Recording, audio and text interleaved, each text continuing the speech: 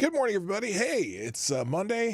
Hope you had a good weekend. I had a good weekend, I guess. My son was in town. I enjoyed his company. Got to see my daughter.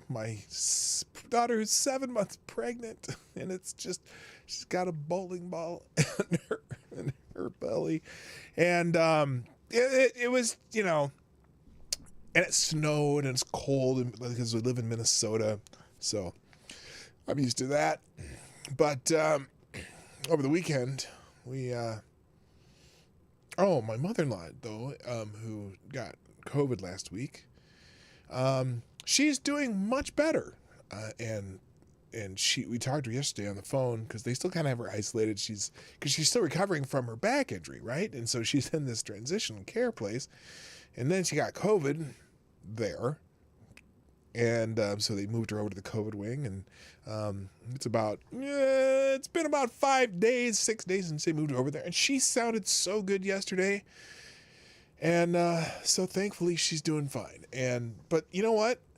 I made this point over the weekend.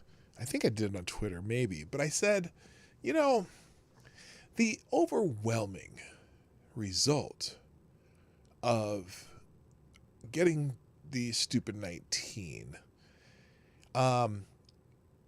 based on data from multiple sources, the CDC, Johns Hopkins, the different trackers that track the numbers on stupid 19.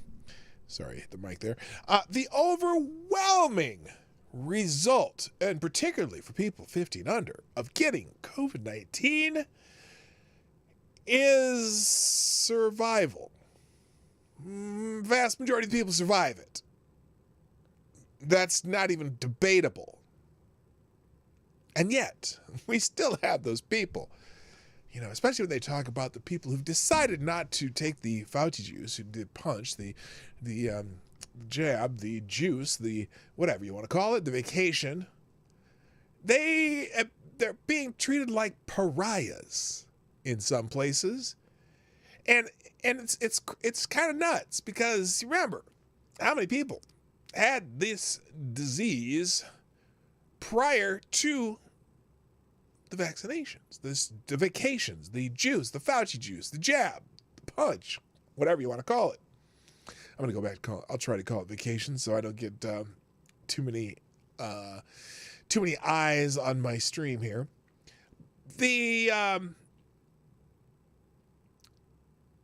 Most people live. But if you talk to people or listen to people talk about it that are just the parodies, the Howard Sterns of the world, mind you, you would think that, you know what? That you are going to die if you get this. And they are going to die if they get this. And it's a little bit insane. I'm fine with people getting the jab. My wife had to get jabbed up for work. Both my kids are jabbed. I had stupid 19, so I'm not as in a hurry to get it, and so I'm not. And who knows if I will? But it's not like, now that the CDC is acknowledging that acquired immunity from having the disease is a pretty strong prophylactic against getting it again, and or being able to produce the antibodies if you get it again. You know what? We'll see.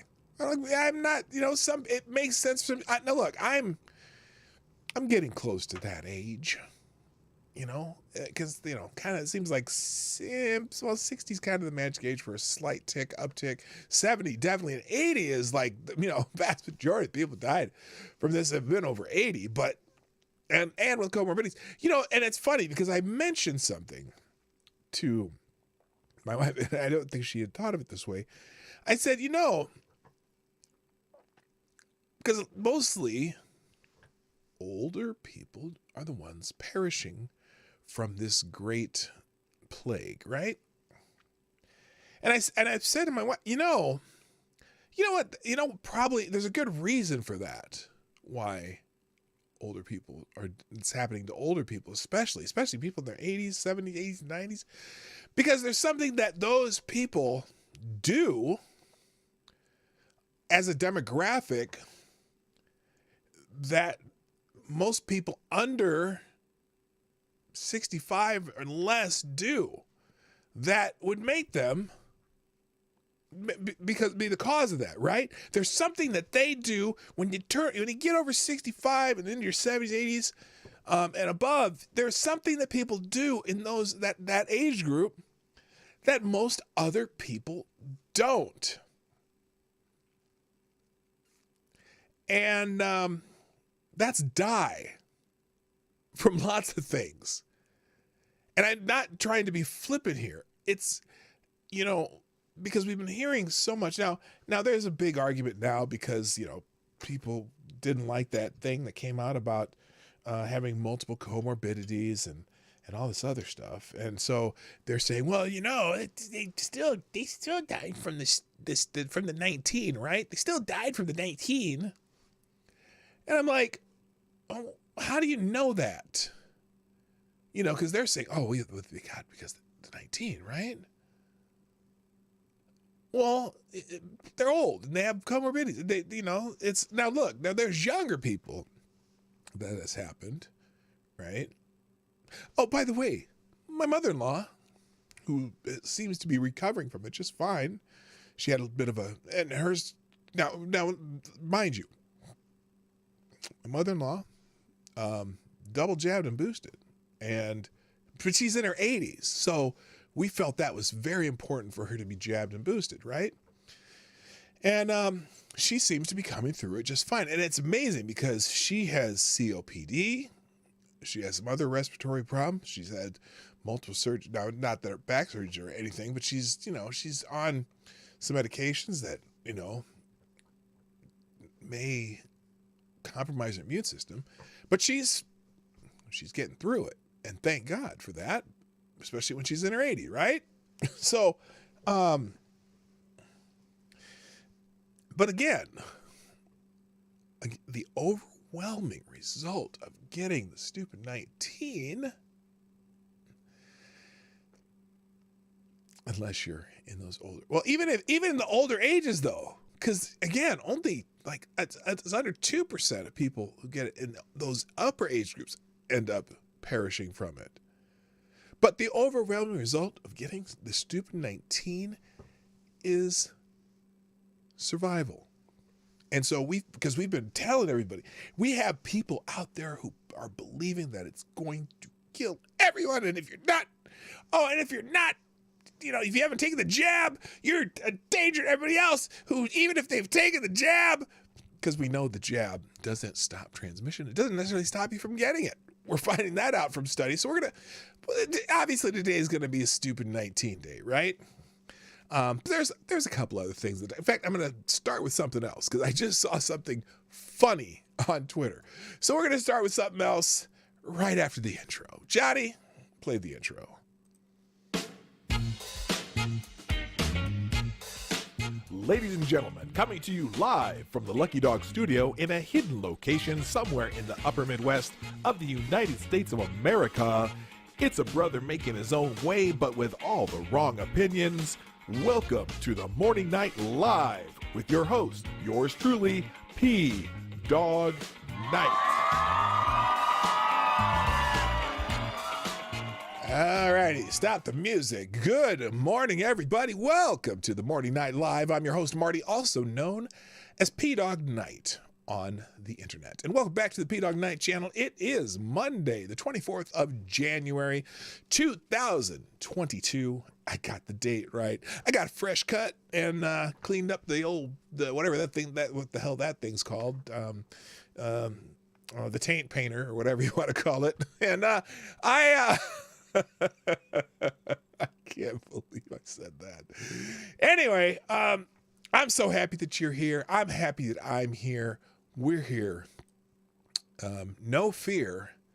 Get used to it. Okay, so the topic today a little bit. We're going to spend some time in the 19, maybe some other news. But there was something that I saw on the internet, the Twitter machine, that caught my eye because there's a couple funny things about it, and that was Mr. Tom Hanks.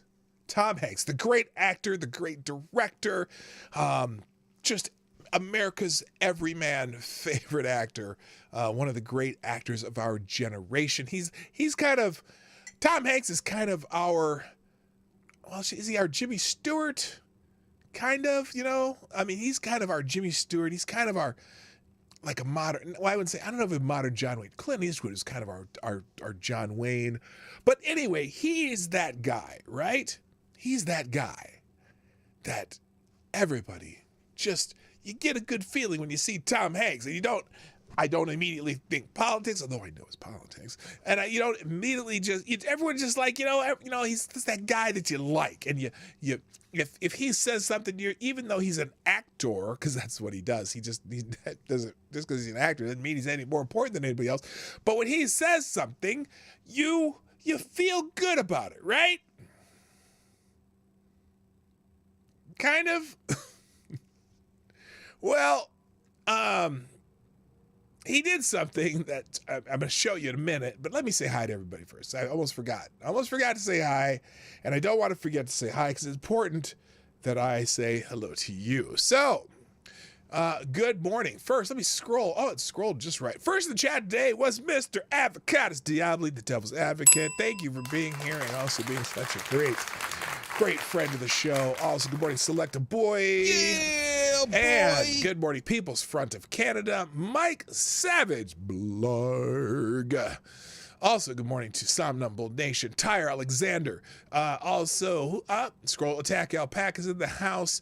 Good morning also to Brent Hayes. Welcome, sir.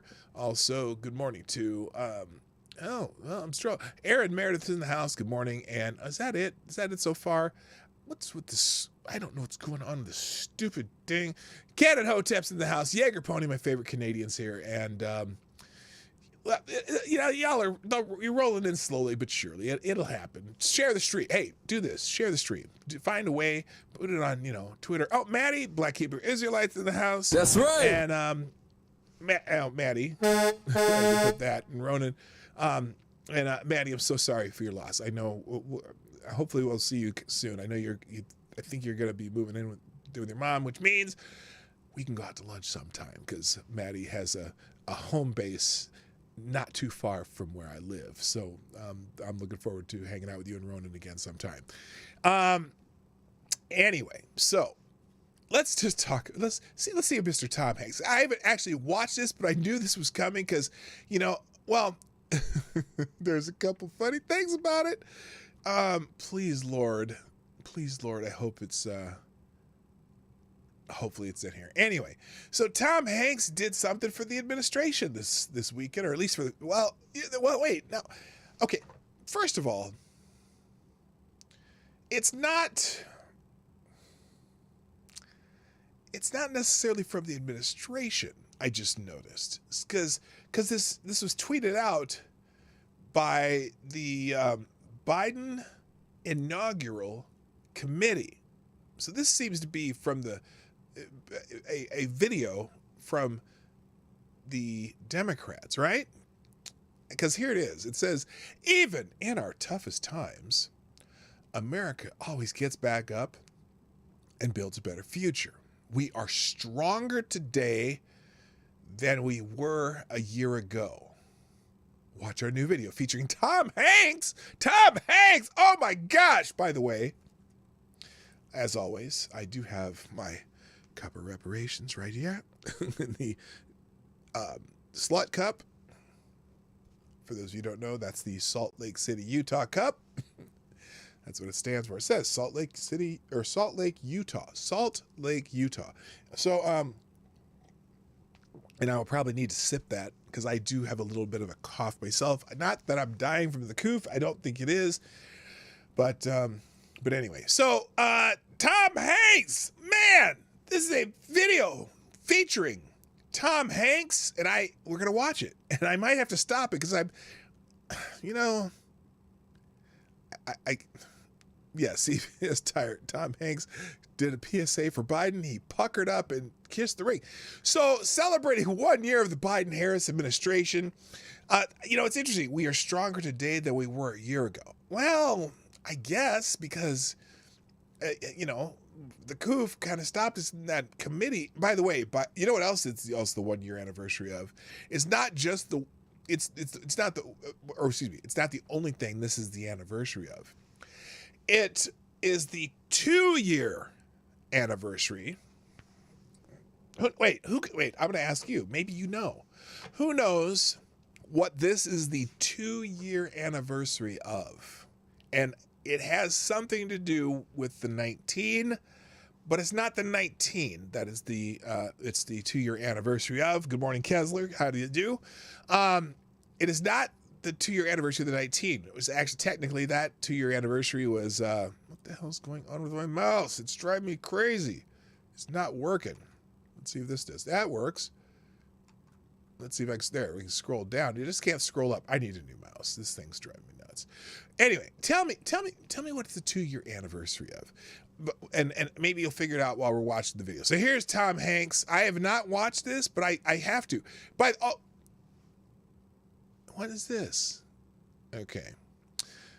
Summer riots. No, because it's not summer right now. It's Selected Boy, but that's a good answer. There were certainly riots in that summer, that year, and the year before. Nope. 2 weeks to slow the spread. That was, I believe, March 15th, 2020. March 15th, 2020. Nope, not that. But you're kind of close. You're in the ballpark. I'll tell you in a second. Let's watch Tom Hanks, and then I will tell you what it's the 2 year anniversary of. All right, here we go. Let's find. For there was always light, if only we're brave enough to see it, if only we're brave enough to be it. Yes, that was Amanda Gorman on Inauguration Day. Such inspiring words. Oh my goodness. St. Fauci's canonization. Like you said, you're in the ballpark. You're in the ballpark. Remember, it's January right now. If only we're brave enough. Oh. Brave enough to live through two of Wait, the... what is this? Is this Obama's neighborhood? Is his island flooding? Oh, wait, this is just some torrential rains. Yeah, they're going to blame that on global warming. Let's see. 2 years since I kicked my ex to the curb. Good morning, Richo. I don't know if that's good or bad. I don't know, Richo. Well, we'll figure it out. most difficult years many of us can remember. Yes. Brave enough. Oh, because you know what?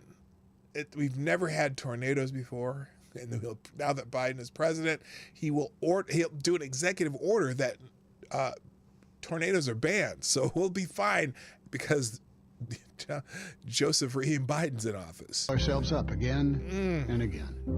America is the home. Oh, of look the at Tom brave. Hanks. It's why we keep getting up, no matter how many times we get knocked down. Like with our... Were you saying that 2 years ago? I don't know, Tom. Were you making this video 2 years ago? Oh, wait. No, you would never do that when there's a Republican office. Anyway. economy.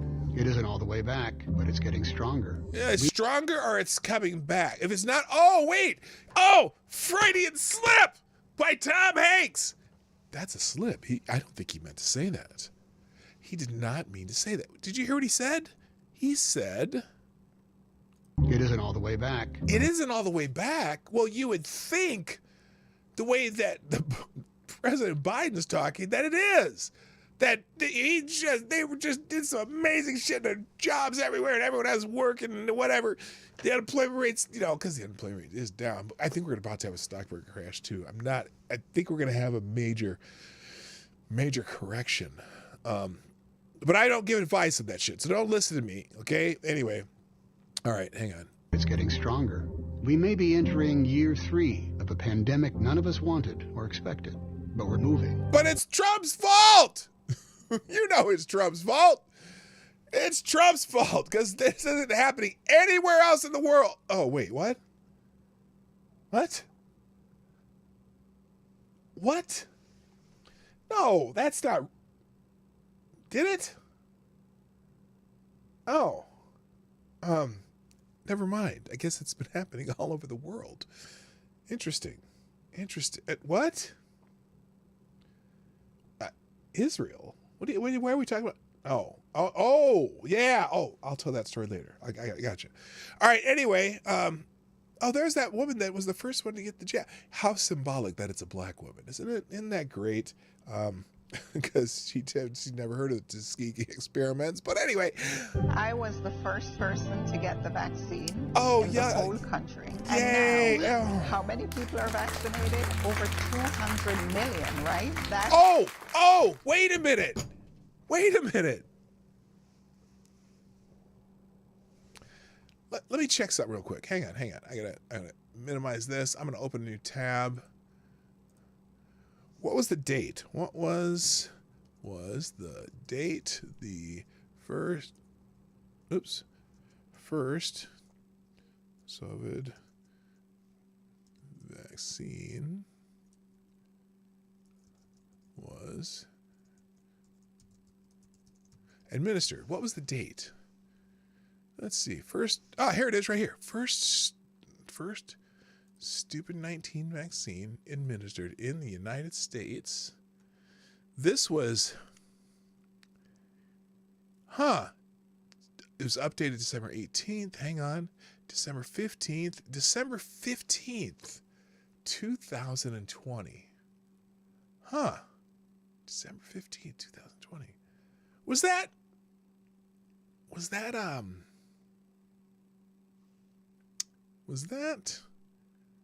who was president then? I don't think it was Joseph Rahim Biden. I think it was the guy with the funny hair. Oh my God. I thought we didn't give any during his administration. How did we do that? Because there were no vaccines and anyway. Oh, now we're excited that 2 million have been jabbed. Guess what? Do you think if the guy with the funny hair was still the president, there would still be 200 million people jabbed? Of course there would. God, don't be silly. Anyway. It's what keeps me going, that I can feel the change. Restaurants have opened their doors. Shops and businesses are buzzing again all over the country. You know what? In some states, restaurants open their doors in July 2020. I'm just saying. Some places they didn't do what you did in New York and California. Of course, see, Tom Hanks, I believe he lives in California. I think he might have a home in New York also.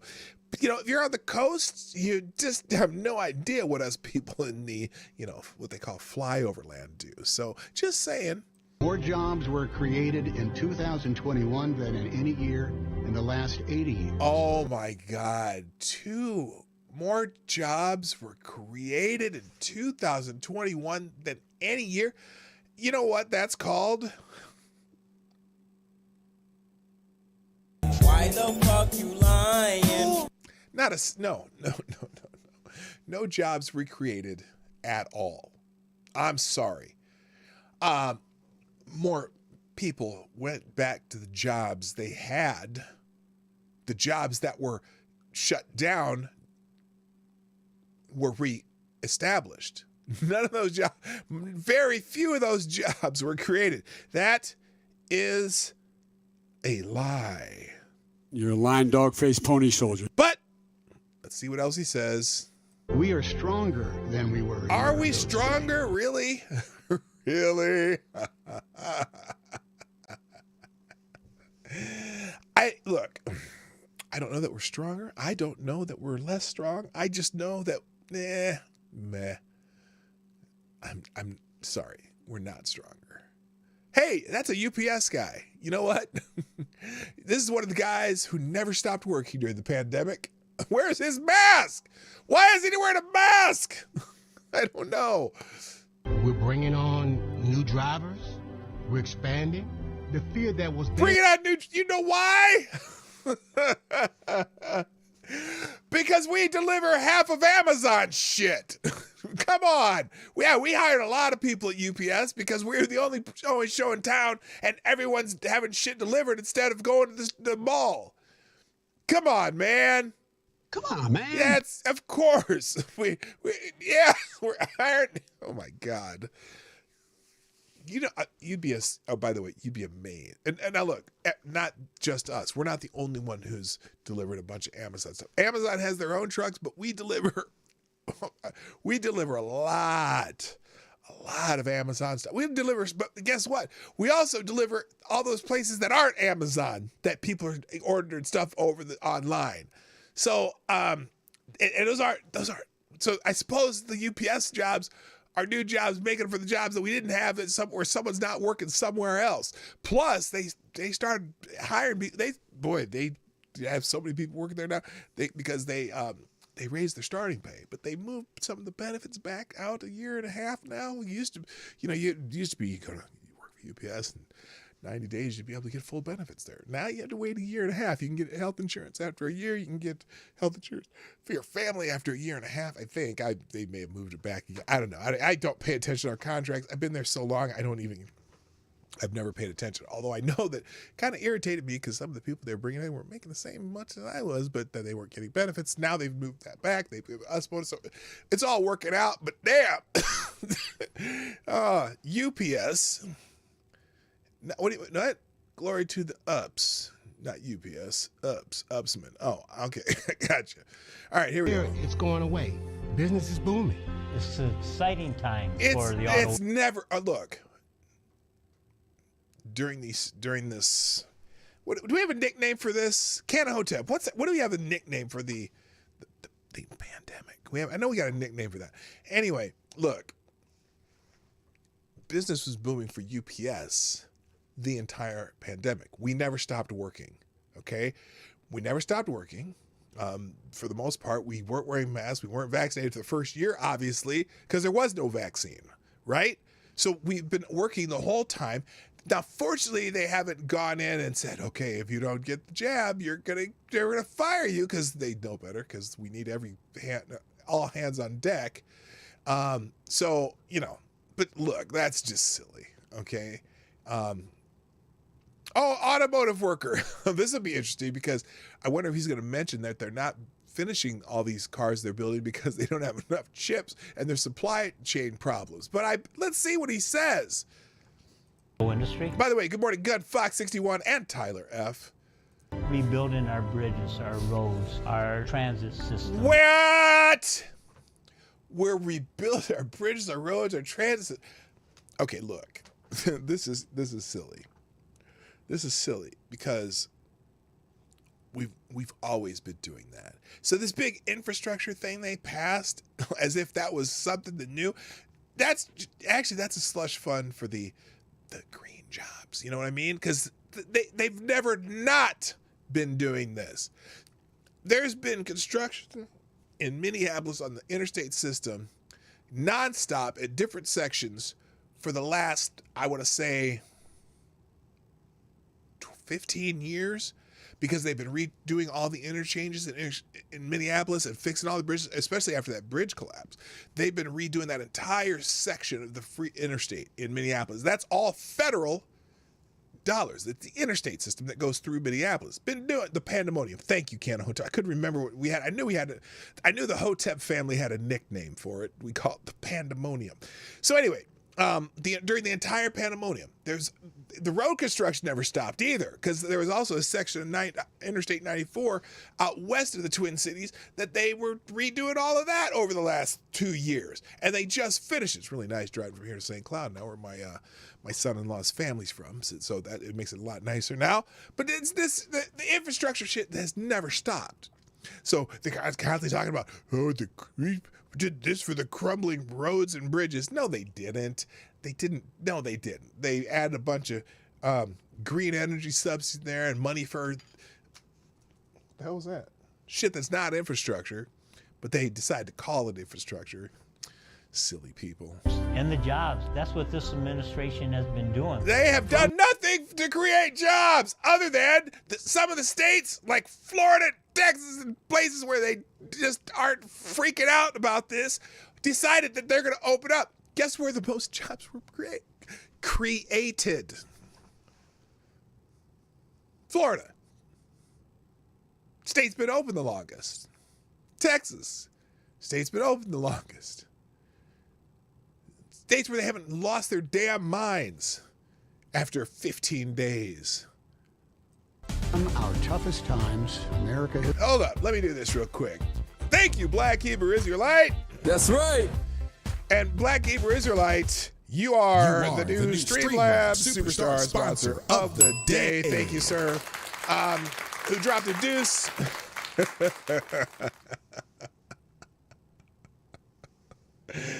Oh, I probably shouldn't phrase it that way, but anyway. Thank you, Black Hebrew, for dropping a deuce. That's right. He says, I identify as unjabbed pureblood. That's right. I will sell my sperm for a price to restart the human race. You're a lying dog face. Oh, wait. That was a Freudian slip. But anyway, yes. That's right.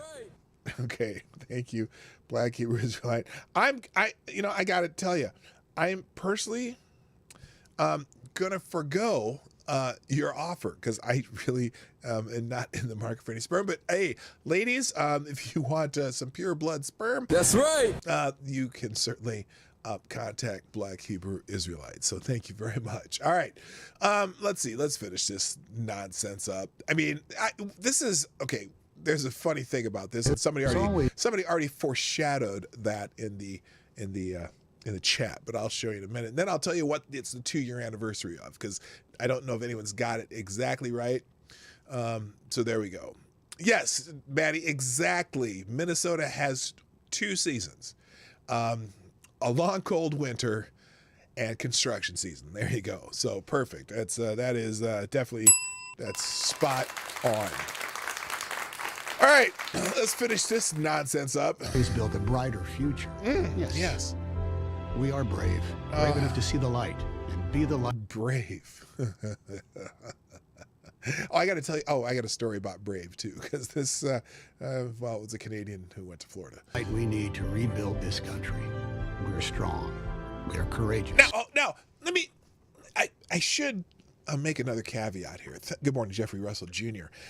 I should make another. Tom Hanks, what Tom Hanks is saying here is actually correct. Okay. We are a brave people. We are resilient people. We are people who are strong and have a mindset of can do that is kind of built into our national character, right? The rugged, the rugged individualist, that kind of thing, So I'm not necessarily making fun of that, but I'm making fun of it because he's saying it about the Biden administration, which is a disaster. But when Tom Hanks tries to, you're gaining, you try to use Tom Hanks's like credibility cloak, it's like a Harry Potter movie. Anyway. We are resilient. Yes, we are America. Yes, we are. We are America. See that flag behind me? The brave. I've long said. Whoa! Why are you going to ruin this inspirational thing by putting Raheem on the screen? Come on, man. Okay, hang on. I got to back it up because I got to get every word that the president says here. Of the brave. I've long said it's never been a good bet to bet against America. And that's more true today than ever. I've never been more optimistic about America's future. There's nothing beyond our capacity if we do it together. Okay, now, all right, let's just stop.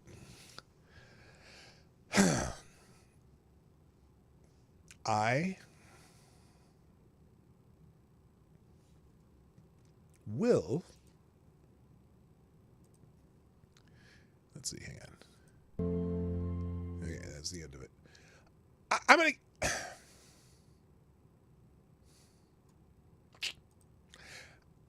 I'm gonna give the president credit for that last statement. In fact, I'm gonna play it again because he's not wrong. Okay, he's not wrong. Listen to what the president said. I'm not going to put it on the screen. I'm just gonna have you listen to it again.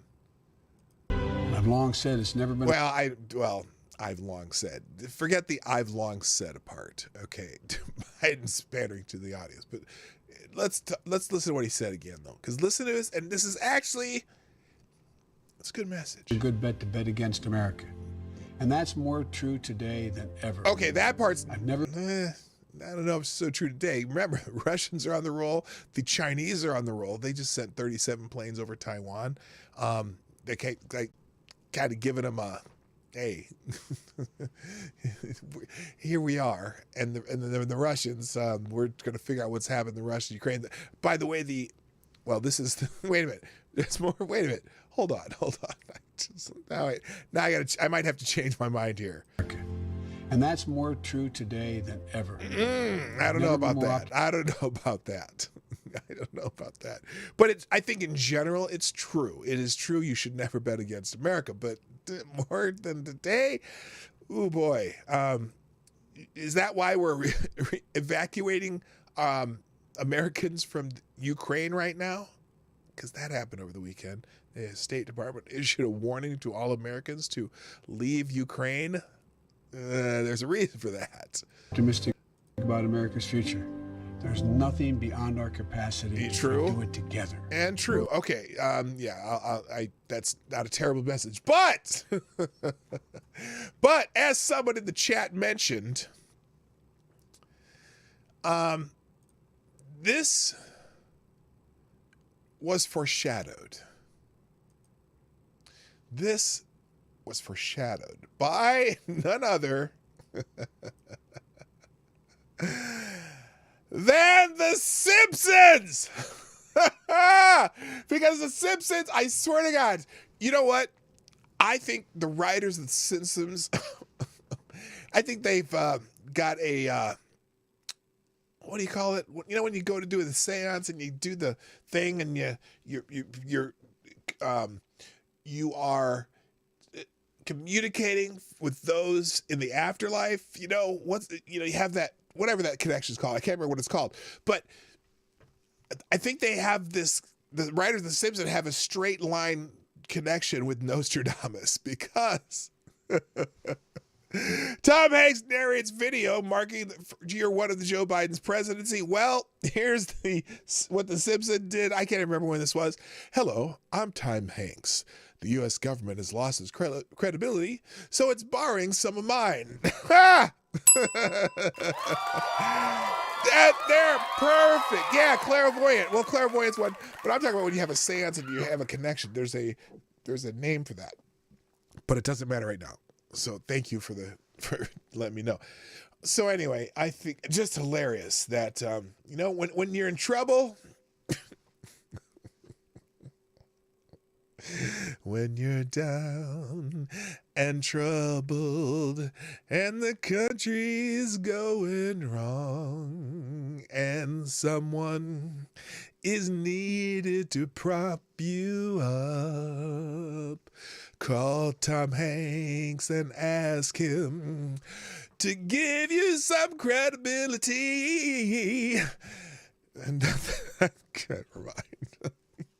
You just call on Tom Hanks, and whenever he speaks, you'll sound better than you were last week. Oh, man. Winter, spring, summer, and fall. All you got to do is call, and he'll be there. Yeah. We need Tom Hanks. Oh, my God. Hilarious. Did you see that? Wait till you see the Simpsons episode of Big Mike, the first trans president ever. Oh, God. It's coming, man. It's coming. Okay. All right. So let me do a couple thank yous real quick. Let's see here. Thank you, Somnambule Nation. Thank you, Tyler F. for retweeting the show. Maddie for tweeting out the show. You all are great Americans, and I greatly appreciate you doing that. In fact, I'm retweeting both of you right there. Please share the stream on social media. And if you need to find me on social media, here, let me, right there at Dawg Knight, right there on Twitter, Minds, Gab, Parler, Cloud Hub, something Getter, some shit like that. Anyway, if you don't get notifications on YouTube, well, you would get notifications on those platforms if you're on them. And, I'll try to be a little bit better about tweeting out the show, but I've been pretty good at it lately. Good morning, Duck Dog, by the way. Nice to see you. Hey, did you guys, okay, now I normally don't talk sports ball, and I really want to talk about Stupid 19, the pandemonium. Thank you for reminding me, Clan and Hotep. Did y'all see that game last night? The Bills and Chiefs? Now, so this was crazy. This was crazy. Oh, Gunfox, thank you so much, Gunfox61, with the donation on the board, and thank you for sponsoring the show. And by the way, Gunfox, you are the new Streamlabs Superstar sponsor of the day. Thank you very much. With an almost 5 saying, Marty, remember the Reds are always watching. Communists are out there. Standing up to communism is everyone's job. Report all commies to your local Inquisition office today. Yeeting commies into the sun since 1948. Report a commie today. Yes, that's a commercial for Yeet a Commie, the new sponsor of the show, Yeet a Commie. So thank you very much. You already got me there, Gunfox. Very good, perfect. Yeet a Commie, new sponsor of the show. And I already thanked Manny. I already thanked you guys. Okay, let's get into some. Wait, I was going to do something else. The Chiefs and Bills game last night. Was that insane or what? So, Lady Boomer and I are at home, right? And we're kind of half-heartedly watching the game. We got on the TV. We just dropped my son off the airport, came back here, watched some of the Chiefs games, and we're like, this was at. So it's later in the game, and we see the Chiefs score, right? And we're like, or no, we didn't see the Chiefs. The Bills were up, and the Bills had the ball. So we get in our vehicle and we drive down to our favorite watering hole, which is only about 6 minutes away, right? 6 minutes from where we live is the Trail Stop Tavern, where we do our Saturday shows, right? And we decide, well, we're going to go over to Trail Stop, get a bite to eat. And we get there and we're like, hey, wait a minute. No, wrong game. Sorry. This was the Tampa Bay game.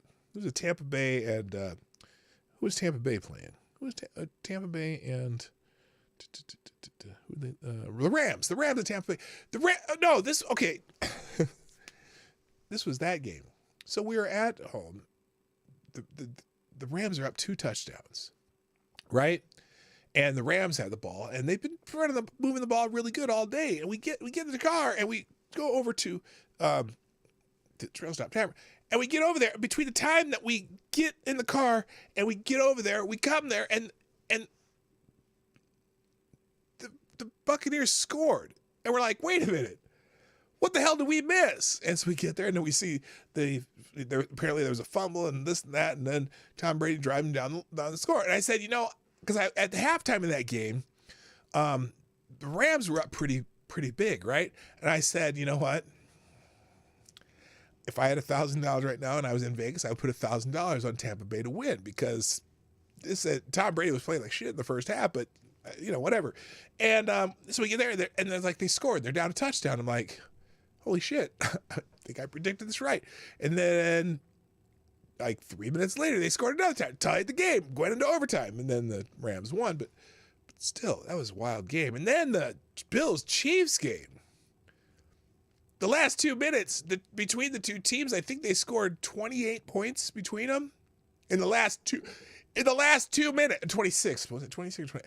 Now, I went and I was, all of a sudden I'm on Twitter. I'm not even watching the game. I'm down here on the computer, and I had Twitter over here, and I had some other stuff over here, and I'm working stuff over there.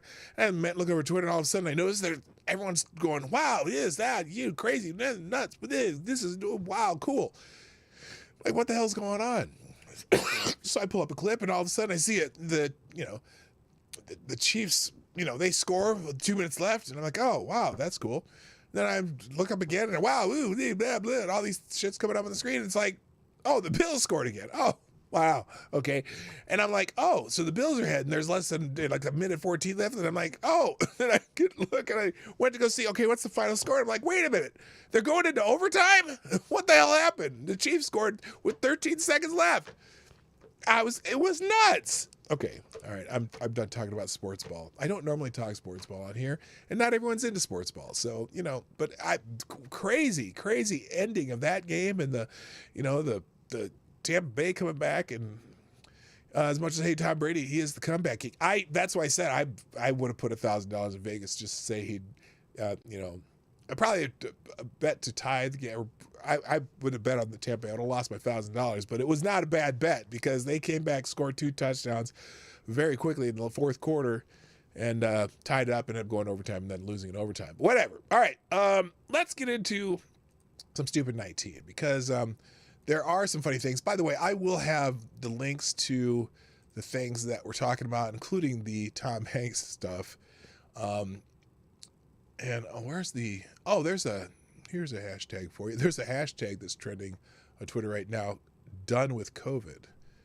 I'm gonna leave that here. So anyway, and of course Twitter has to put a header on it. So the hashtag is done with COVID, right? And that's probably because of Barry Weiss's appearance. I don't even know what she was on, but she was talking to someone on, I think maybe it was CNN or something, talking about how she's done with COVID, right? So Twitter puts this up here as the done with COVID hashtag. While some people express their frustrations with the ongoing stupid 19 pandemonium, others use language comparing different medical conditions to the virus to argue for patience. Not patients like in the patients in the hospital, but patients as in cool your jets patients, right? So you're done with COVID. Who is done with Fauci? Oh, I'm raising my hand. I've been done with Fauci since the middle of last year. My 11-year-old had COVID. Pediatrician told us to mask in the house and give him meals in his room for 10 days. Instead, we cuddled up, binge-watched Formula One, Drive to Survive, so good, unmasked in the living room, and ate our meals as a family at the dinner table. Done with stupid 19. Is that risky? I don't know. It's got 1,300 comments on here, 26,000 likes. I'm wondering if this person is getting dragged, right? Getting dragged. In fact, let's just look at it. Just people being, oh, you're so irresponsible. COVID outcomes are highly dependent upon exposure and initial ineffective dose. It sounds like your pediatrician was trying to limit the amount of exposure so to ensure positive outcomes and potentially cut down infections. Good luck. Well, they seem to have survived, okay? Good for them. But I thought decisions about healthcare should be made with you and your doctor. But only if the doctor tells you what you want to hear. Got it. Now y'all not even listening to your doctors. You can be done with COVID, but it's not done with you. Well, apparently they did their thing, and it doesn't say that any of them are dying or have COVID. Guess again, I gotta tell you, I'm not gonna read this hashtag because I have other stuff to get to. But remember, and this is a statistical fact. Statistical fact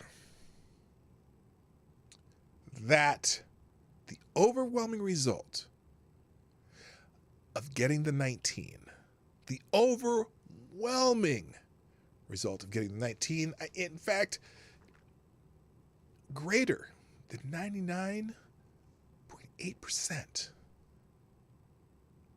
Especially if you're under 50, but it's a little bit higher. It's not a little bit less than that if you're older than that. But the overwhelming result of getting stupid 19 is survival. Most people survive. In fact, you know what? This is the kind of shit. This pisses me off. This is a yearbook in the state of Oregon, second graders. This should piss you off. Why is it? What? I'm just, this one has me pissed off. Why did they do this? I don't know if you can see that. Here, I'm going to make it a little bigger for you there. Why the hell did they do this? This is a second grade class. This is their yearbook. Why would you have them wear a mask for pictures? There are certainly ways that they could have done this without the kids having to wear the mask for fucking a yearbook picture. Take the pictures outside. Do it one at a time. Make them stand and go out one at a time. Have the photographer wear their mask and be jabbed and stand behind a plastic shield or whatever they need to do. There's no reason for this crap. Jimmy! Hello, Jimmy from Philly. Wiped. Or excuse me, let me say that correctly. Jimmy from Philly. Wiped. Nice to see you, brother. Nice to see that you're here still. That's a good thing. This is so fucking sad.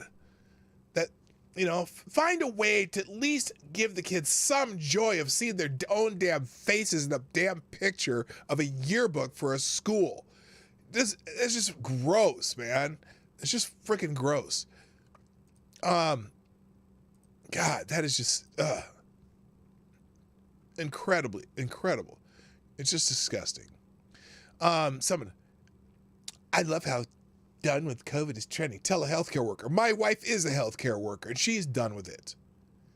Most healthcare workers are done with it.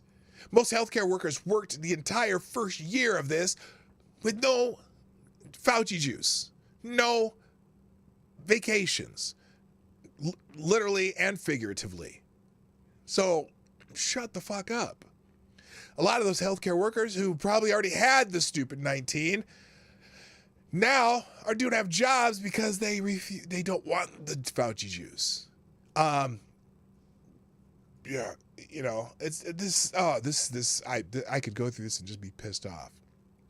This one. Done with COVID. Done with MAGA, Q, conspiracies, racism, anti-mask, anti-vax lies, corruption, defeated 45, domestic terrorists, insurrectionists. Fuck you! God damn, I'm swearing a lot, aren't I? Anyway, so that's not really what I wanted to get into. I found a funny article in the, let's see, what's this? Oh, good. Oh, by the way, that Tom Hanks thing, this is hilarious too. I forgot this one. So, where is it? Here it is. This is the last thing about Tom Hanks. This tweet just cracks me up because this is just one of those, I hate Trump so much that I just can't be civil. This, right here, breaking news, actor Tom Hanks gives Trumpers a badly needed wake-up call, telling them America's star. Gives Trumpers a badly needed wake-up call. You know what? Someone needs to give her a badly needed wake-up call that Raheem is in the low 30s approval rating. And 62% of the country think we're on the wrong track. So whatever this wake-up call is, maybe, just maybe, we should go wake up Raheem. Okay? Sorry. Thank you, Tom Hanks, for telling it like this. Tom Hanks was paid to do a PSA for Joe Biden. He's telling it what they wrote in the script. Okay? It's not like remember, Tom Hanks is an actor. He was acting, doing his job acting. So shut the hell up. All right, let me get over this article because this is one of the funnier articles I've seen for a while because, and now Canadian friends, my Canadian friends, I'm not making fun of you. I am making fun of the person who wrote this article, Josh Freed. Okay, so Josh Freed is from Montreal. And this is it. This article is in the Montreal Gazette. Okay, it's in the Montreal Gazette. Oh, Jimmy from the Wipes, you said something. What about this? Hang on a second. Damn it! Scroll. I hate my mouse. I need a new mouse. Richard channel is Jimmy from Philly Wiped. Oh, he was to answer Richard. Okay, I was just wondering. All right, so. This article for the Montreal Gazette, we're going to go through this because it's hilarious in some ways because it kind of gives you a contrast between fear and sanity. Okay, a contrast between fear and sanity. Josh Freed writes, Florida. Florida feels like another planet compared with Quebec. Now, Canadians, I hope I pronounced Quebec right, because I don't know French, and I know that that's a kind of everyone likes to use a French pronunciation of Quebec, as opposed to Quebec, as we say in the States here. So you can tell me if I said it right. Quebec. Thank you. Well, before I go into this article, thank you, GunFox61, and another sponsorship of the show with another almost 5. Greatly appreciated. Gunfox says, because the schools are filled with commies and pedos who love to abuse children, look at the books the schools are pushing and the left removing statues of historical figures. Plus, Hollywood is only hiring based on race. Who's the racist? Yes, that's very interesting. Thank you again, Gunfox. I appreciate it. Yeah. Oh, I was reading. What was I reading? I saw a sub thread about.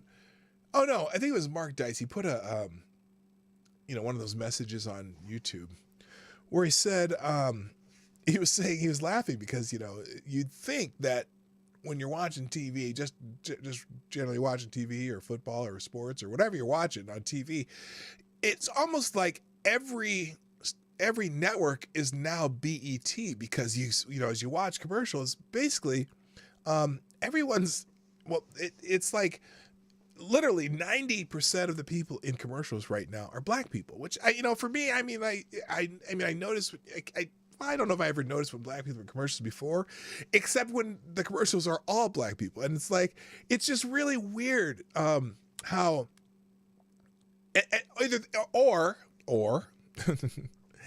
they're either black or they're gay or lesbian, gays, lesbian, or they're interracial families. But it's really weird because I pointed this out to my wife, and she's like, yeah, I noticed that. And I'm like, but it's really weird because whenever there's a heterosexual white couple on TV, we always somehow point out, hey, look at that, a heterosexual couple. That's really rare to see on TV anymore. When it is, and I don't say it's the norm, but it's just like, it's just weird that everyone is, everyone in the, even, so the other day, here's a good example. Now I personally, kind of enjoy camping, to an extent, but my wife is like, her favorite kind of camping is when you, rent a hotel room in some place in a remote city. But anyway, I was watching a commercial the other day, but camping is not one of the activities that's necessarily real popular with the brothers, right? And sisters. And so I was like, I was hearing this commercial. These people are out in this, is a Pathfinder, one of those, some SUV, some vehicle, and they're out driving, and they're out in the forest hiking and camping gear and all this shit. And I'm like, it's funny because usually the times that I've been out at the campsite, you don't see a whole lot of black people, even though, because it's just weird that everybody in commercials are black people, and I don't mind. It's like it's evasion. Okay. Let's say it's we're way overrepresented in commercials. I'm just saying that has nothing to do with this. Let's read about Florida versus Quebec. Okay, Florida versus. He said during my visit. Okay, now I'm not going to read that because that'll foreshadow something that's already being said. So I'm not going to do it. Hello, Lord Stanhope, and hello, Special Can Acid. All right, male is usually a weak cuck too if it's a white couple, or the male, well, more often than not in commercials, regardless of the race of the male, men are like 20 times more likely to be the butt of a joke on commercials right now. But yeah, usually if it's a white guy, it's some goofy white guy. Like the Liberty Mutual guy that walks around with the emu or something. Anyway, all right, let's do this. Go to LA, you'll find a whole lot of camping black people, usually around trains and steal shit. Oh damn. Oh damn. Tire. It's a good thing you're a black fellow, because I would think I'd be giving you one of Resist. We march. Anyway, all right. This is Josh Freed talking about his trip to Florida. This is educational and entertaining at the same time. Excuse me. I need a sip. This is him writing. I have a confession to make. I recently fled Quebec for a week, a refugee from Lagos 2.0 curfew and confinement rules. Oh, yeah, they're pretty strict in Quebec. You'll hear it in the story. A friend told me about an available condo in Florida. My wife and I made a last-second decision to briefly escape and work remotely. But the second we landed, it felt like we arrived on another planet. You know what I think I need for this? Hang on a second. I think I need something for this. Let's give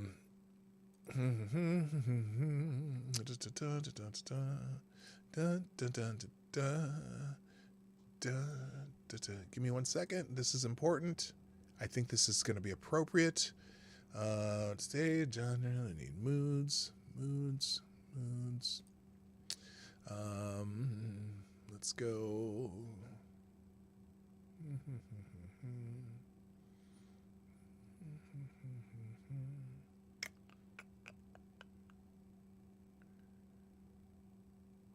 There we go. All right. We'll turn this down a little bit.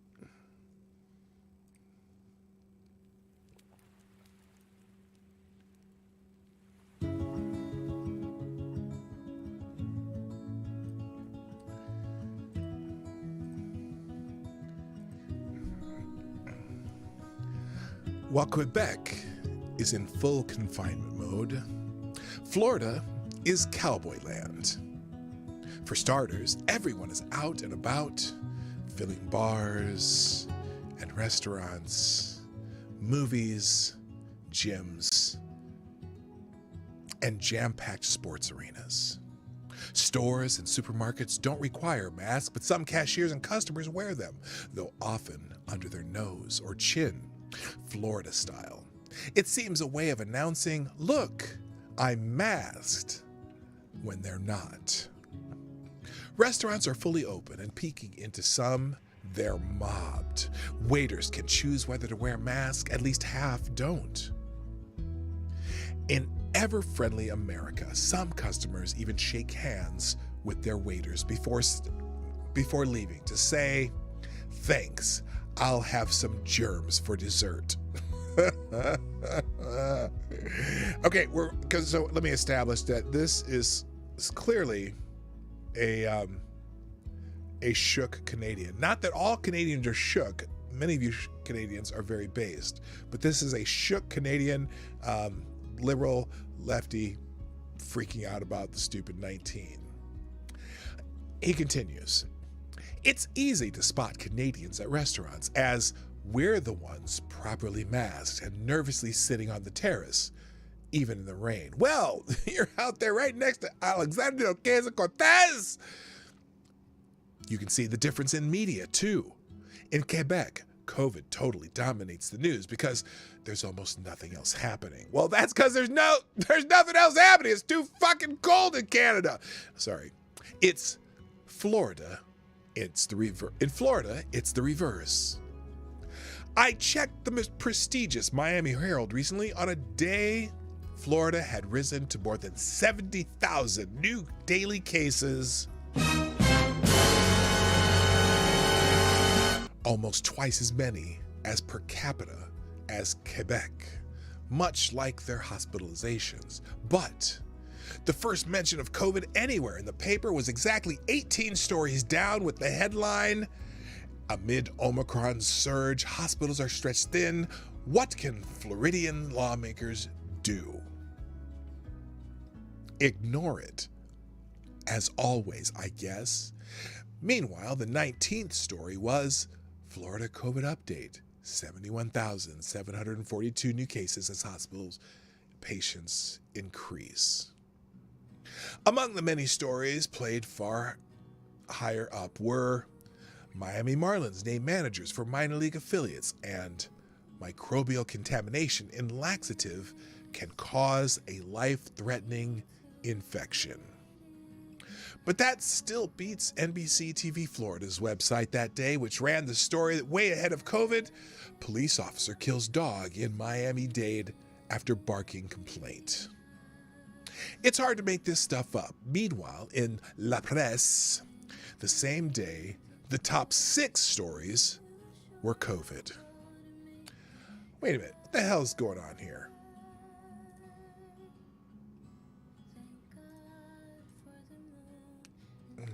Let's end that right now. Okay, back to the story. Much better. In Florida, oh wait a minute. In health, it's according to Josh, it's health madness. But there's a psychological upside. Since COVID doesn't dominate all life like here, we Montrealers live in a tent.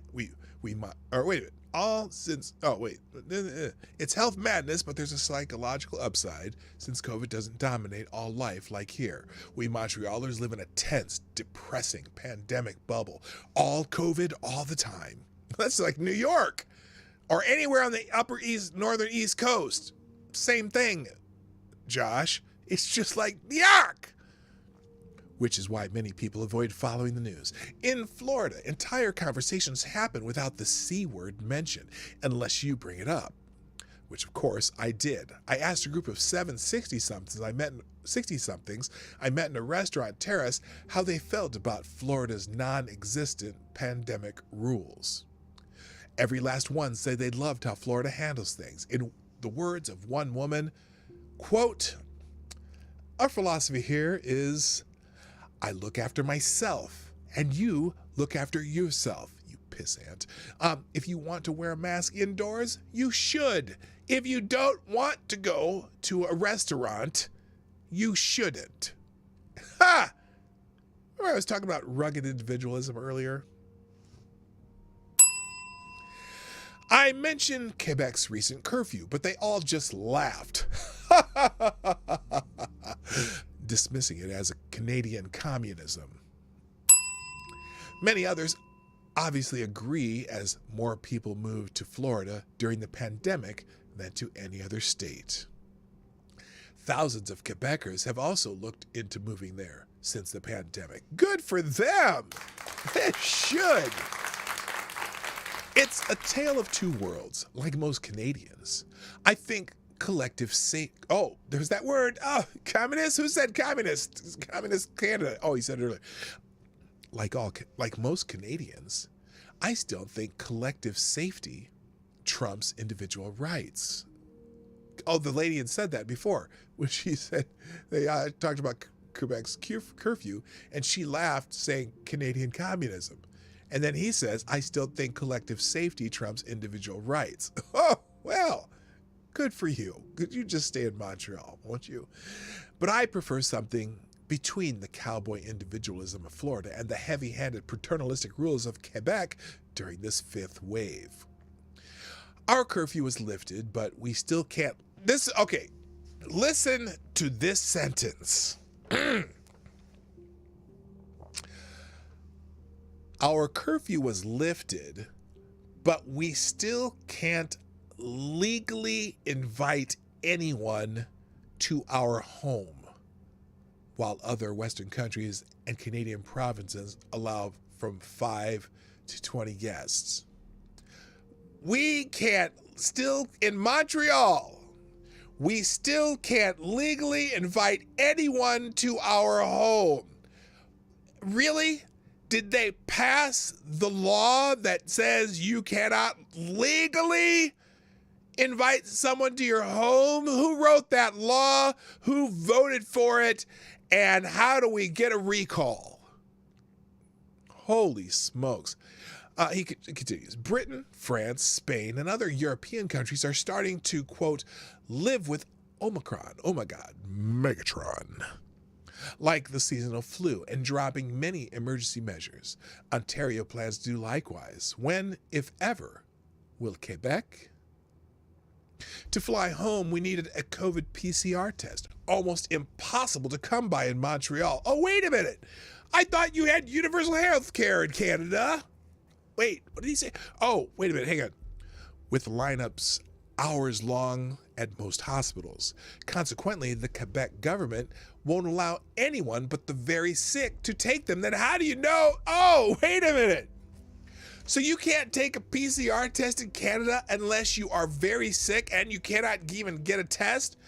So earlier in this article, what did he say? He said that Florida per capita was way higher than where he lives.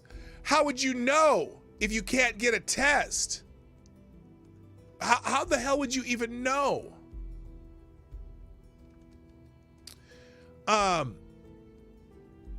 So anyway, consequently, the Quebec government won't allow anyone to be, but the very sick to take them, while travelers must go to private clinics and perhaps pay $200. So I'm guessing that our friendly Canadian friends, and maybe some of you Canadians can, if any of you are in Quebec, I don't know if any of you are, but maybe you can answer this. How would you know if you can't get a test from the government that you've had COVID? Even if you have symptoms, if you can't get a PCR test, who's going to go pay $200 to get a PCR test? And that means they have no idea how many Canadians have had it. I'll elaborate because, well, he elaborates and it'll explain the difference here. So to fly home, we needed a COVID PCR test, impossible to come by in Montreal, blah, blah, blah, blah, blah. Consequently, the Canadian government won't allow anyone but the very sick. Remember, a lot of people who have COVID have mild symptoms, but they're not testing anyone who's not very sick. How many people do you think actually have? What percentage of Canadians would you say probably had COVID and never knew it? Or how much higher a number percentage-wise do you think there are Canadians who have had the stupid 19? I'd say 50, 60% more than have been tested. Because you can't get a test in Canada. Anyway, he continues. Meanwhile, every Florida pharmacy does free PCR tests, even for traveling foreigners. It seems bizarre in a country with no universal Medicare where people are often bankrupted by medical bills. Well, and there's still people out there bitching about not having Medicare for all. In Canada, you can't get a PCR test unless you're very sick. Ha! Ha! Ah, that's amazing. I bet you, I'm going to bet you, there's a lot more Canadians who've had the coof than they're reporting. Even with your stupid lockdowns in certain places. Anyway, but when we went for our free test at a pharmacy, there were a dozen people waiting, all wearing masks. The only place I'd seen that all week. For the first time, it felt like home, where masks are hanging home, over noses singing home. Anyway, so I don't know why I found that article so funny. It's weird. Like, and here's the thing. So Florida's that state that's so free, but even here where I live in Minnesota, it's been pretty laissez-faire. The governor stopped copying everything that Gavin Newsom and whatever the governor of New York is at the time, I think it's Hochul now, he stopped copying everything they do and kind of let municipalities do some stuff. Take it easy, Selecta Boy. So now the only place where you have a really strict mask mandate are in like individual places, like in hospitals. Obviously you're going to be wearing masks in hospitals, or the city of Minneapolis and St. Paul now have a vaccine mandate for restaurants, but it seems to be on the honor system. At least the one restaurant I've been to in St. Paul, since that was began being enforced. Now it'll be interesting because the mandate for events like basketball games, which my wife and I like to attend, in St. Paul and Minneapolis, goes into effect on the 26th. Now we have season tickets at one of the colleges here at their basketball games, and we don't have another home game until like the weekend of February 1st or that whatever that is. And so it'll be interesting if we can get in there because I'm one of those pureblood people that, but I am a survivor of the stupid. So hopefully I'll survive that stupid too. But it's interesting. I don't know if that'll be on the honor system or what, but like I said, the restaurant we went to where we went to pregame before the game, like this weekend, they just said, they had a sign. You are on the honor system. And so I got to admit, I was dishonorable for a day, but just once, okay? Just once I was dishonorable. Okay, let's just go through a few more COVID news things and a couple other articles that I have, and then we'll be done for the day. This one's interesting. So I was mentioning Israel earlier because there's some interesting things happening in the country that has the highest vaccination rate in the world, okay? Israel is reporting, now this is going to be a shocker to those of you who have been paying attention, a complete shocker, I guarantee it. Israel is reporting that a link between rare cases of heart inflammation and stupid 19 vaccination in young men. Oh my gosh. This is from Science magazine. So it is science. And this is from January. Oh no, June 2021. Now this was last year. So we've known this for a year. That there is but the only reason I brought this to your attention is because Rand Paul tweeted this out yesterday. And this is, but Science magazine, Science. She blinded me with science. She blinded me with science. Science magazine put this out last 6 months ago. A stupid 19 vaccine made by Pfizer and BioNTech appears to put men at elevated risk of developing heart muscle inflammations called myocarditis. Okay, we know about that, right? And so I'm not sure why Rand Paul tweeted out today, but now we also know though that we've been told that the stupid 19 also can have cause myocarditis in severe cases, right? We heard that from somebody was talking about this the other day from the CDC or something. But that's for severe cases. And what we found is that the vast majority of young people don't get severe cases of the stupid. So it's just fascinating. All right. But if you want to read that and you want some more information, that's from Science magazine. I'm not going to read the article just because I'm running out of time here. Let's see. I only have a couple more. These are just kind of, the hell's that? Oh, I can turn this music off. Sorry. Let's turn the music off. All right, there we go. All right. Now, this is another funny one that I thought was really, really weird. So the Star Telegram of Fort Worth, Texas. Remember there was that guy, the British guy, the British gentleman who went into a house of worship and held some people hostage. And this British, he was holding. They happened to be a Jewish house of worship, and he held these four people as a hostage. And then they, a couple of them escaped. One they let out, and then one of them escaped. And then they had the shootout. And then the British gentleman, he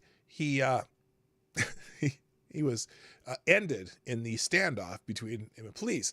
And I found the way that the Fort Worth Star Telegram, I'm going to assume that the Fort Worth Star Telegram apparently is some kind of newspaper. Apparently, okay.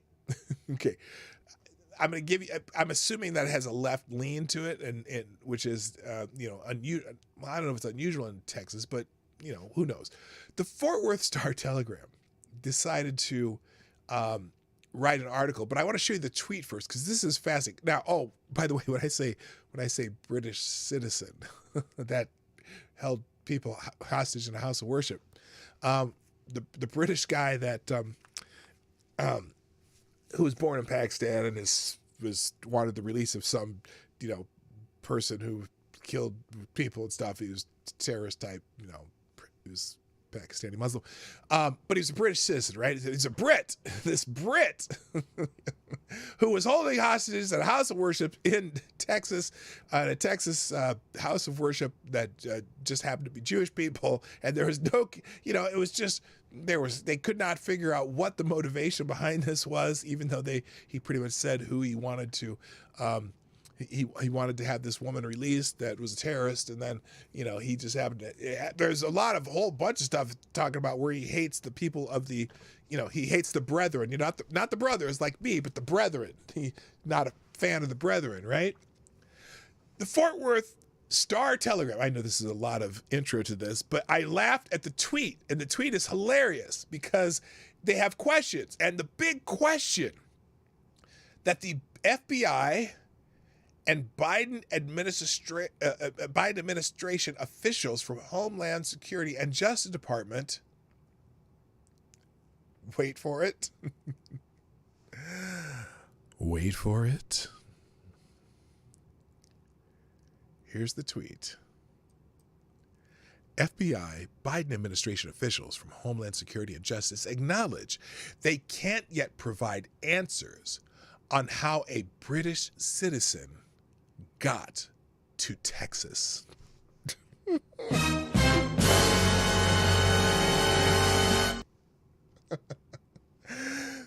They can't provide answers on how a British citizen got to Texas. How the hell did a British citizen get into Texas? We can't be letting these British citizens into Texas. That's just wrong. You can't have they don't even know how to barbecue. They don't even know how to make a fire pit to barbecue some brisket. They can't smoke a brisket and have it with a fire. And they don't like guns. How the hell did we let a British citizen into Texas? Damn it. How? Hello. Oh, just in time, the gayest person on YouTube is here. I am honored, sir, to have you back. Let's see. He converted to Catholicism, so he was a Catholic British citizen. Nothing to see here. People move along. Yes, that's very accurate. He was a convert to something, and he's a British citizen, okay? But this tweet just cracks me up. British officials from Homeland Security and Justice acknowledge they can't yet provide answers on how a British citizen got to Texas. How the hell did a British citizen get into Texas? Holy crap. Yes, I thought the British hated the Texans too, or something like that, or the other way around. Texas hated Well, this British citizen hated Texans who go to houses of worship, because a British citizen ended up in a house of worship and he did some mean things to people in a house of worship. Anyway, so here's the article. Oops, not there. I already had it open. Anyway, feds call Colleyville hostage stand-up a wake-up call. What are they doing about it? Yeah, we got to pay attention to these British citizens trying to get into Texas. We need a British citizen ban in Texas. Anyway, last weekend's hostage standoff at a Colleyville synagogue was a wake-up call for national security efforts to protect from hate crimes, federal officials said. Yeah, because these Brits are just doing hate crimes all over the world. It's insane. Who let that damn British citizen in here? At a White House briefing Friday, FBI, Homeland Security, and Department of Justice leaders acknowledged investigators can't yet provide answers on how a troubled British citizen who had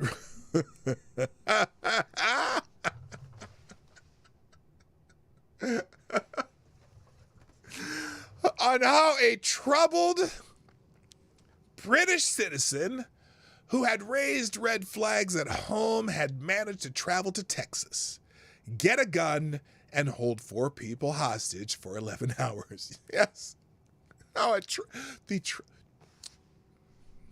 God, I wish I had some sad. He was a troubled British citizen. Quote, here on the national security team, we continue to pursue what happened. How did this hostage taker get into the United States? Yeah, damn British. How the fuck did they? I didn't even know they let British citizens in the United States.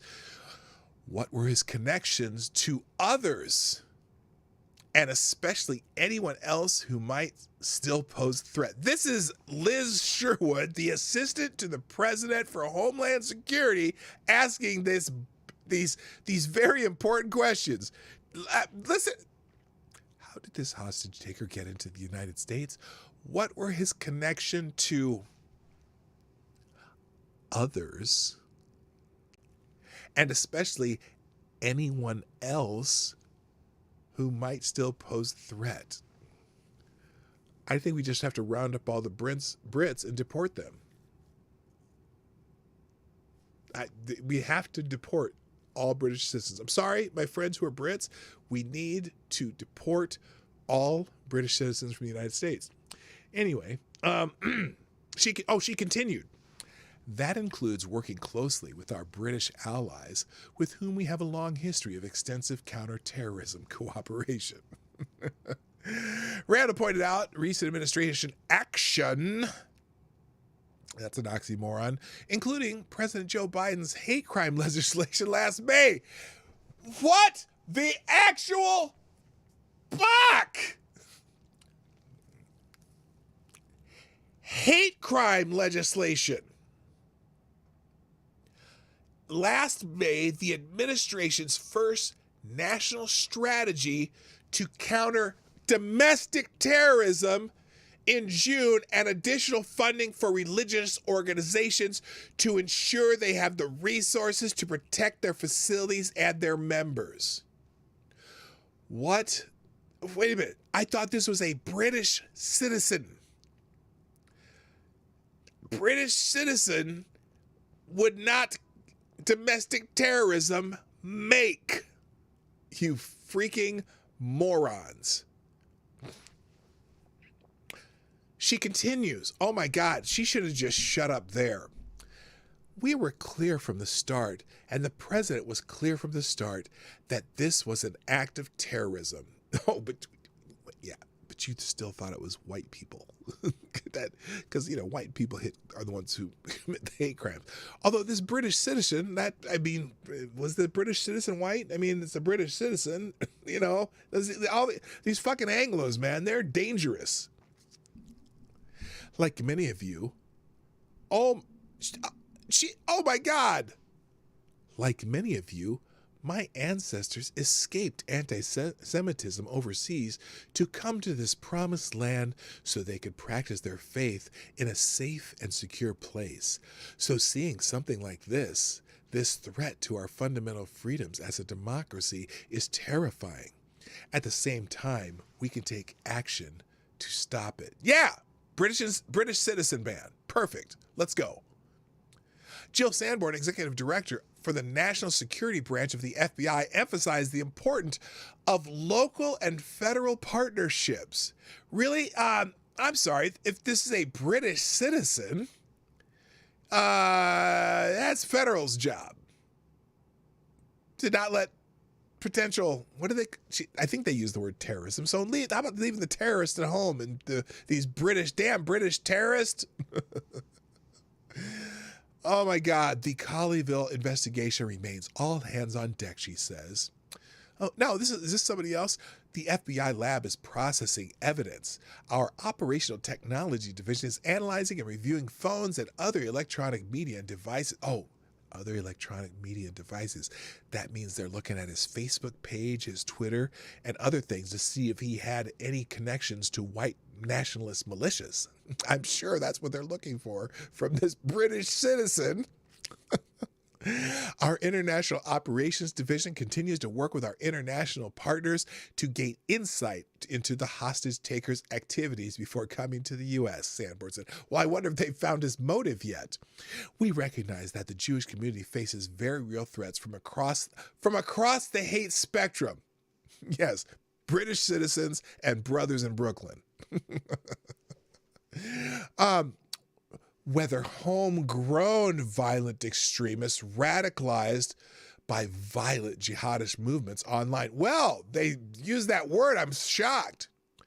Or domestic extremists domestic extremists, all of which have expressed an intent to harm the Jewish community here and abroad. Look, you could probably just put some brothers who are FBI agents into Brooklyn, because that's where most of the Jewish hate crimes happen. And I think you'll find that I know you want to talk about domestic extremists, but you know where those Jewish so-called hate crimes are happening. But you don't want to talk about that. Anyway, Sanborn said the public should report any suspicious activity to law enforcement or FBI officers. So if you see one of those guys dressed like a guard at Buckingham Palace, report him. He's probably a British terrorist. We are committed to working with you, leaning on your unique perspectives as members of the community to mitigate this threat together, Sanborn said, adding that the Bureau has developed annual mobilization indicator booklets. Oh, they have booklets. Cool. Which, although intended for law enforcement, will now be shared with the public to help educate the community on observable behaviors that may indicate an individual is actually preparing to mobilize to violence. Hey, British passports. That's your sign. You know how was Bill Engvall or whatever? Here's your sign. Well, there's your sign. Oh, there's more. Samantha Vinograd. I would not want that to be my name. The Homeland Security Acting Assistant Secretary for Counterterrorism and Threat Prevention. God, that's a title. Said these efforts are a framework to keeping the country safe. We want each and every community member to understand how to seek help if they see an individual going down the path of violence. Again, just look for a British passport. Every voice matters when it comes to prevention. Vinaigrette. Oh, I bet she was thinking domestic terrorists. Anyway, we have regional prevention coordinators. Ooh, they have. So the Homeland Security Acting Assistant Secretary for Counterterrorism and Threat Prevention. Let me say, wait. The Homeland Security Acting Secretary for Counterterrorism and Threat Prevention has regional prevention coordinators all around the country who are available to work with all of you to provide localized resources and to serve as point of contact. I got a better idea. This is Texas, and I'm pretty sure even the Texas Jews can buy some freaking guns, okay? Come fuck with us one more time. Because Jews are kind of that eye for an eye thing. They're still in that Old Testament shit, right? So, you know what? Lock and load, motherfucker, and wait for the next motherfucker coming there. Be ready. Get your CC, was it CCP, CCR, whatever, concealed carry shit. Get that too. Vanita Gupta, the Associate Attorney General, said several grant programs exist to prevent and address hate crimes, including for places of worship. How would your grant program have stopped this shit, though? Good God. This is like word salad hell right now. The department has conducted regular outreach listening sessions to build trust with community groups and religious organizations, many of which are representative on this call, to ensure community-centered approaches and provide services for communities that have been victimized, Gupta said. We're working to increase hate crime reporting, which we know we still have a lot to do on that front, and we're working with local law enforcement partners on training for prevention, investigation, and prosecution of these crimes. Additional efforts include virtual conference hosted by the Civil Rights Division in October that brought together hundreds of community partners and representatives of faith organizations about the way in which we can play a role in combating hate. Motherfucker, just take away the Brits' passports. No more British people. Oh my God. Oh my God. That is just, that's so just tone deaf as fuck. I'm sorry. You know what really happened there. Y'all know what really happened. All right. Good God. I got to call it a day, gang. I thank you greatly. Oh, thank you, Tyre Alexander, before I even start talking about that. By the way, while I'm reading this, if you haven't already hit the like button, hit the damn like button, okay? Thank you, Tyre Alexander, for sponsoring the show one more time, who says, with a bullet, by the way, I could have sworn the founding documents banned British citizens from our shores. What the hell is wrong with these people? He gave us his motives. It didn't sound like a royalist to me. Yeah, we all know. We all know. Thank you, Tyre Alexander, for sponsoring the show. Hit the like button, share the stream before, during, after the stream. If you're watching on replay, put a comment in the comment section so I know you were here. And if you want to sponsor the show today or any day, or even when the show's not on, Tyre Alexander, Gunfox61, and Black Hebrew Israelite. That's right. You can do that through at pdognight.live. Streamlabs link is at pdognight.live. You can do super chats. You can do all kinds of stuff down there. In the description, not down there. Anyway, ladies and gentlemen, thank you so much for being here. It has been a lovely day. I'll be back here tomorrow, 10 o'clock Eastern, 9 o'clock Central for the Morning Night Live, just like everybody through Friday, and occasional trail stop streams on the weekend. And I'm starting to put little short videos on the channel. You'll be seeing more of those, and eventually I'll have some guests and do some more long form videos, or longer form videos where I actually have to edit stuff. But I'm just trying to do some short things that you can share quickly and people can get a quick laugh. I brought back the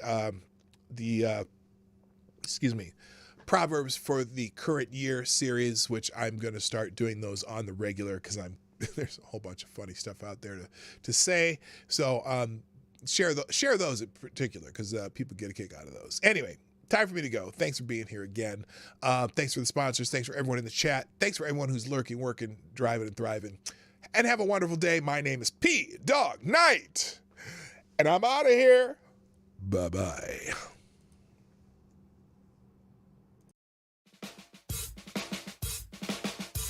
Hey, this is Dawg Knight, and thanks for watching today on the Dawg Knight Channel. If you have an observation or remark you'd like to make about this video or my channel, I absolutely welcome you to write it in the comment section down below. I really look forward to hearing from you. And before you go, if you like what you saw but you're not already subscribed, please make sure you hit the subscribe button and definitely click that bell that pops up afterwards so you'll be notified when I post new videos or when we go live.